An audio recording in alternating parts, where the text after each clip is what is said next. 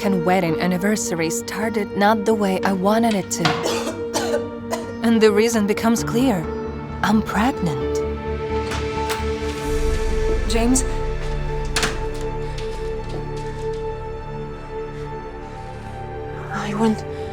I want to tell you something. I'm filing for divorce.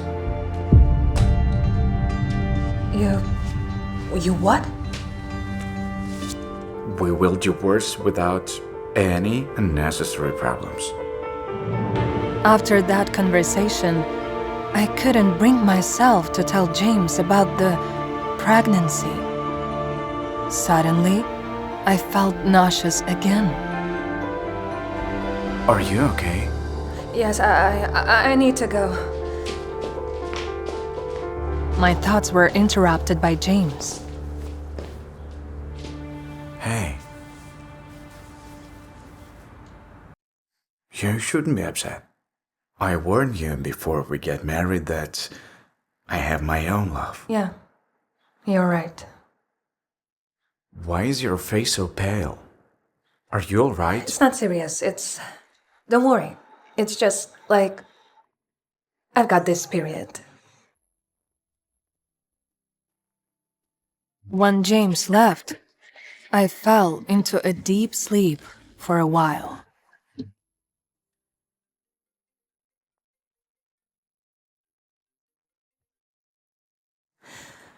Hello, James.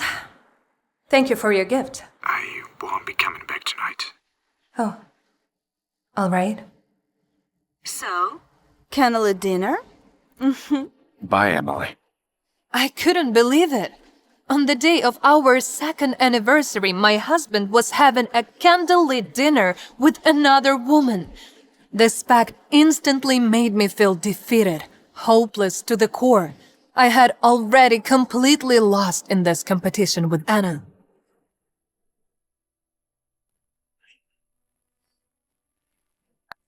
Who could it be at this hour? As Emily waited, grasping the fire poker, her heartbeat echoed in her ears. The door clicked open, and a man walked in with stumbling footsteps. Emily, I'm... Wait a second, is that James?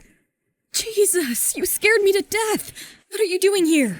Emily switched on the lamp and could finally make out James's face. He was drunk. I know where else to go. And why is that, James? The hospital. They told me I should go home and sleep before returning tomorrow. I went to our apartment, but it felt so empty. Couldn't handle it?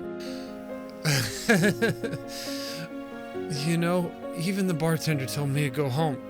No one wants to be near me, Em. Will everything go back to normal if I'm gone? Did you come here expecting me to feel sorry for you? I didn't plan to come here. I got a car, but must have put in the wrong address. I didn't know I was there until I was at the front door. Emily sighed. She was frustrated, but her heart still felt bad for James. All right, you can stay, but in the guest room. And this isn't some reunion. Show yourself out in the morning. James stepped closer, reaching for her arm tenderly, and old feelings washed over Emily like a wave. Something stopped Emily from pushing James away.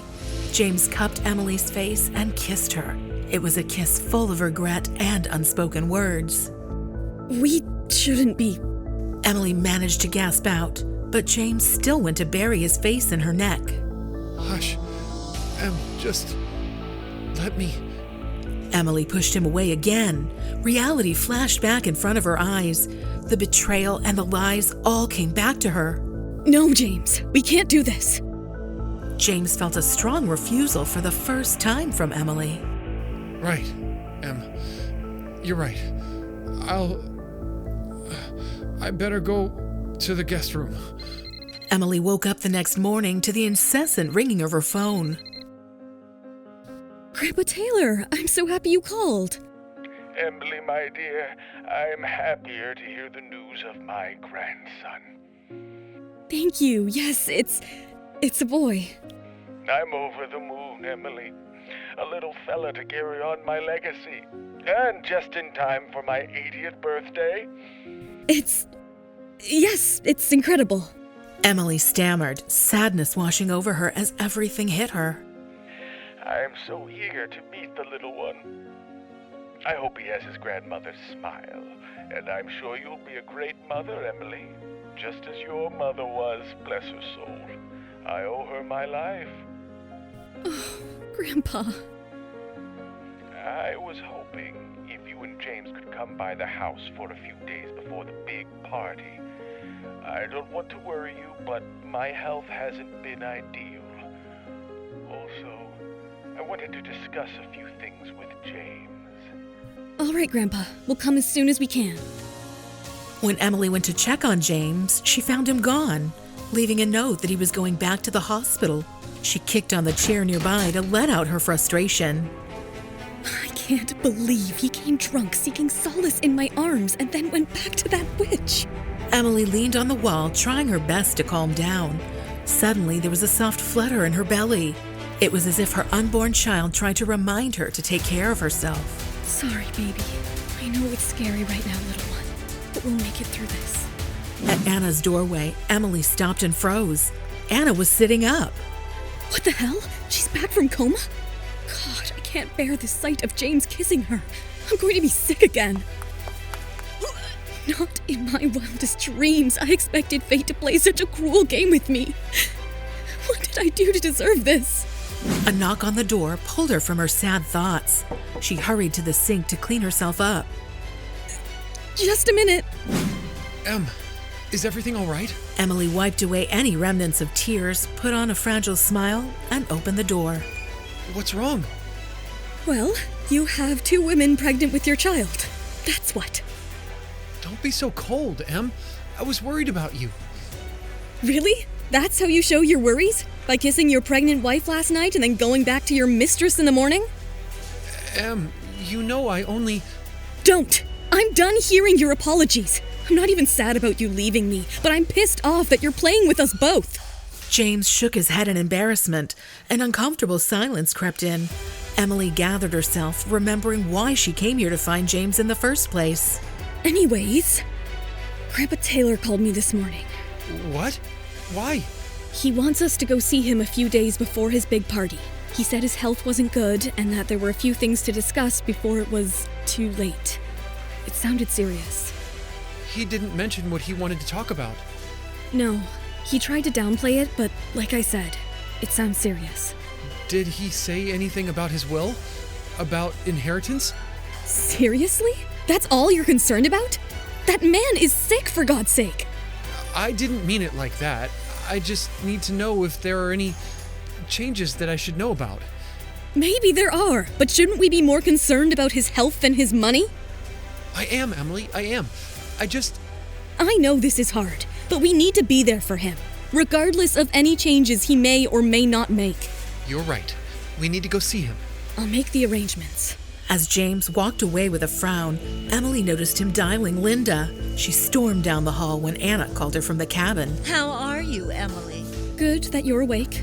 I'm sorry for my behavior at the coffee shop. Wow, an apology from Anna Sterling. Should I call the press? A deathbed confession might sell more papers. Save the drama, Anna.